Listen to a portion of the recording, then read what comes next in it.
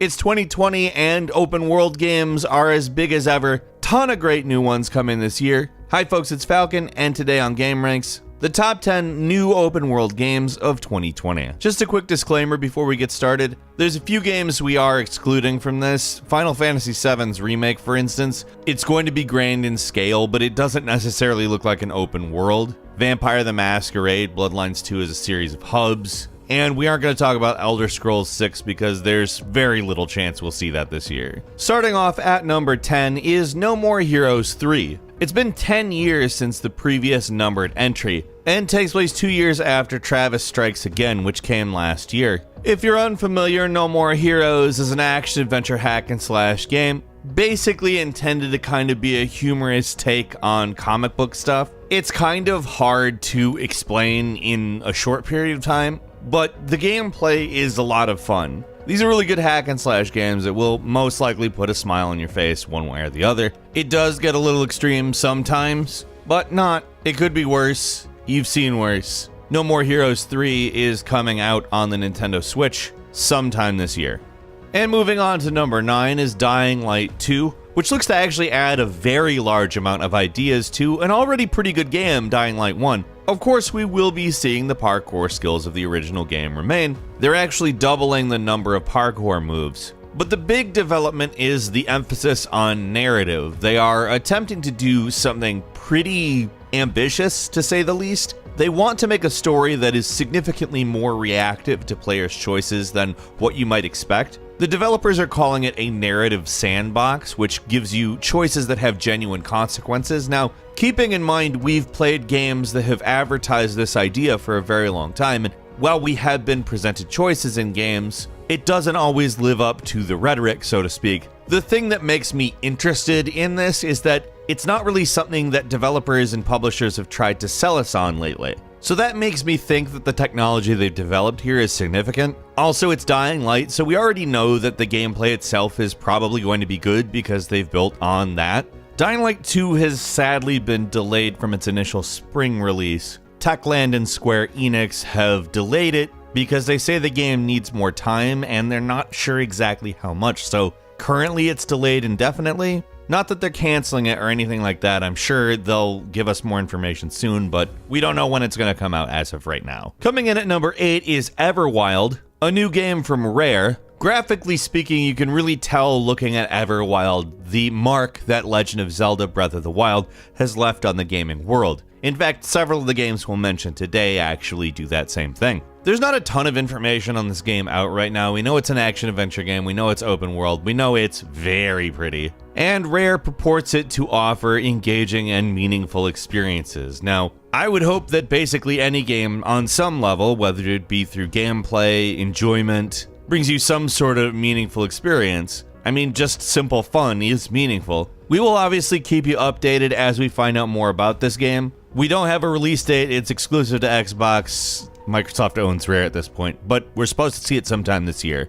Coming in at number 7 is Gods and Monsters. Comes to us from the creators of Assassin's Creed Odyssey for Ubisoft. This is another game, like I said, that you can really feel the weight of Zelda Breath of the Wild on, except for it is Greek themed, and in truth, there's a lot of things I think are really intriguing about this. We've seen the sort of types of open world games that Ubisoft makes, but they typically don't go for such a distinct aesthetic in those games. Yes, some of them they have dove into that. There are a few Ubisoft games that have really gone for it aesthetically speaking, and they're very pretty. But I would say that this game really stands out. There's really nothing like this in the Ubisoft catalog, and if we know kind of what we're getting gameplay-wise when comparing it to Assassin's Creed Odyssey, and knowing that the developers from that game are the ones working on this, taking this cartoon aesthetic and making it about monsters and about defeating monsters, honestly, in my opinion, is really intriguing. Gods and Monsters is coming to PC, Xbox One, PS4, and Nintendo Switch, and is coming sometime fall 2020. At number 6 is Mount and Blade 2 Bannerlord. This is a game that was announced way back in 2012. Like its predecessor, it is an action role-playing game with an emphasis on strategy. What this basically means, if you've ever played the original, is that it's kind of a management/strategy game. It's kind of a sandbox, but mostly it's an action RPG, which sound like three pretty disparate things, but When the original Mount & Blade came out in 2008, it wasn't really like graphically a powerhouse in any way, and it got a lot of guff for that. But the way the game was set up was more than intriguing. It was a really enjoyable game. And it's really nice to see that same idea brought into much better looking graphics, because even for 2008, it was not a good looking game. I don't think it's going to win any awards for graphics. It's just such a turnaround that comparing the two games, it's like, wow. There's a lot of new stuff to look forward to in it as well, which gives a much more combat-oriented experience. But that doesn't mean it's a different game altogether. In the single player, you will be able to persuade people. A well-executed persuasion system can really drastically improve a narrative, and I'm looking forward to that. I'm just looking forward to playing it, though. Mount & Blade 2 Bannerlord is releasing in March for early access. We don't have a final date, but look for it on Steam then. And at number 5 is Dragon Ball Z Kakarot. This is a game that has a lot of expectations, and for a lot of people, meets them, but it's not necessarily for everyone. Let's just say the start's a little bit slow, but in my opinion, when it gets going, it's really a worthwhile game. It's not perfect, but this is a retelling of the full Dragon Ball saga that I'm not really upset about the level of imperfection. For me, it's a game that needed to be made and is a satisfyingly made game. It's not going to rock your socks off with new features or anything. It's an open world game. It delivers some high octane Dragon Ball combat. It has an enjoyable game loop. And honestly, for me, I don't care that it's not the most innovative thing I've ever played. It's just one really cool looking game that gives you the entire Dragon Ball saga. I enjoy the hell out of it. I'm not going to tell you that it's perfect or that absolutely every person is going to like it, but just for how faithful and how fun this game is, in my opinion, kind of overcomes the lack of innovation. It's pretty much the best Dragon Ball story video game, in my opinion. It's out now for PS4, Xbox One, and PC. I would definitely recommend playing it.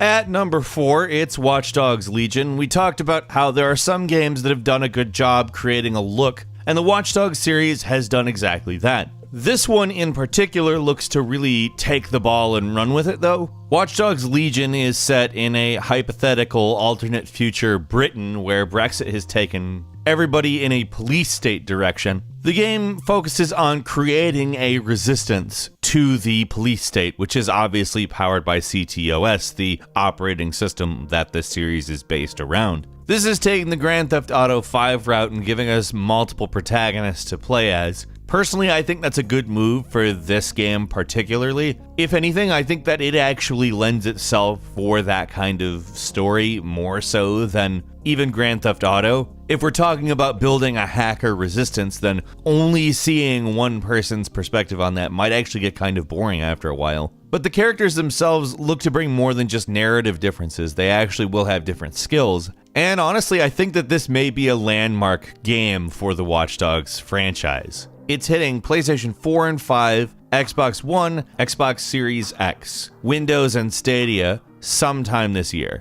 Number 3 is Elden Ring, the collaboration between From Software and George R.R. Martin. This is kind of the From Software open world experiment. Will the Souls-like formula essentially work with the world wide open? In some respects, I think we've seen a little bit of a preview of what we may see with Elden Ring, with Ashen, albeit with an entirely different aesthetic, story, etc. But what I think a lot of people are particularly interested in is the George R.R. Martin collaboration. The way that worked out is George R.R. Martin apparently did the world-building elements of it, and Miyazaki and From basically filled in the actual story beat by beat. I think that's a pretty interesting way of doing a collaboration, and I have some pretty high hopes for Elden Ring, honestly. From Software's never really let us down before, why would it start now? Elden Ring will be out sometime this year on Windows, PlayStation 4, and Xbox One.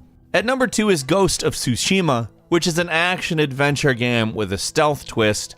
Basically, this was revealed, and I was already ready for it. It is absolutely a gorgeous-looking game. It comes to us via Sucker Punch Productions and follows the last samurai on Tsushima Island back in the 13th century. Now, the central conflict of the game is apparently the Mongol invasion of Japan. The game is more or less about the fantasy of becoming a samurai, in which you will, over the course of the game, learn the way of the ghost, which is apparently a prerequisite for defeating the Mongol Empire. Plenty about this game remains a mystery for now, but if you recall, Sucker Punch created the Infamous series, and apparently it's serving as the inspiration for the transversal techniques that the main character of this game will be employing, so I think that can give us a little bit of a hint as to how the game will play. We also know there's a heavy stealth element, and that just comes out of the words of the developers themselves, so combining these two things makes me very interested. On top of that, like I said, Ghost of Tsushima is gorgeous. It's coming to PlayStation 4 in Q2 or Q3 of this year. And finally, the granddaddy of them all, probably the biggest game of the year, probably the game that we all want to play the most, it's Cyberpunk.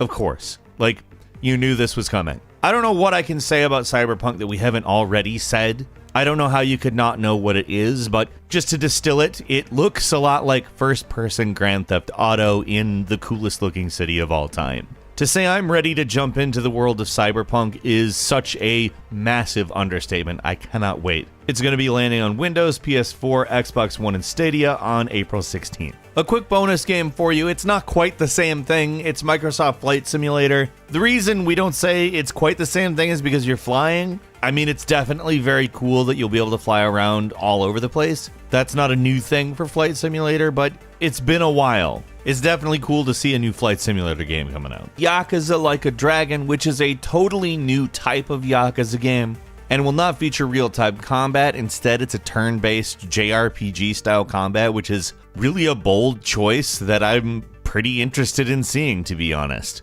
Next is Animal Crossing New Horizons, which is a bigger and better version of the classic life sim that absolutely everybody who owns a Nintendo product at least knows of, but a lot of people really love this series. Of course, I think basically everybody with a Nintendo Switch is at least curious at this point. There's an unannounced Assassin's Creed game that is apparently coming in 2020. It is rumored to take place during the Viking era. There's a lot of speculation it will be called Assassin's Creed Ragnarok, but none of that is even vaguely confirmed, so keep that in mind. Honestly, I do think that would be a great era to do an Assassin's Creed in, especially given the depth that we've seen in Odyssey and Origins.